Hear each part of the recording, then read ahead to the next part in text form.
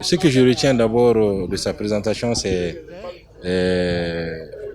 leur capacité d'organisation et leur efficacité dans la lutte contre le VIH, leur engagement à travers les présentations qu'ils ont eu à faire.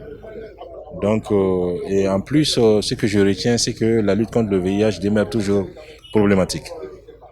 Parce que actuellement, à l'hôpital de Sikasso, il y a environ 700 files actives que l'hôpital est en train de suivre. Il y a de temps en temps des ruptures en étrange qui ont été signalées, que ce soit le médicament, les ARV ou bien la charge virale, mais que les ruptures sont minimes actuellement. Donc, il y a aussi les nouvelles infections.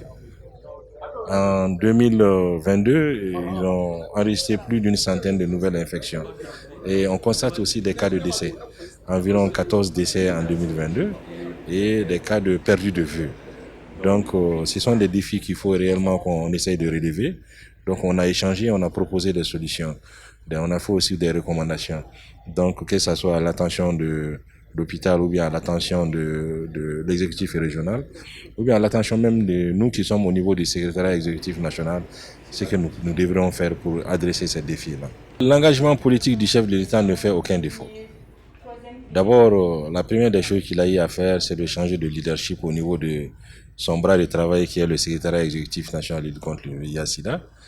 Donc, et ensuite, son appui dans l'élaboration des cadres stratégiques et la position de sa signature, la validation du cadre stratégique national de lutte contre le sida par sa personne.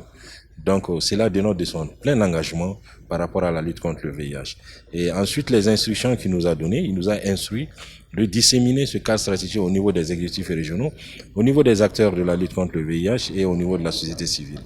Donc, cela dénote réellement de l'engagement politique du chef de l'État. Merci beaucoup.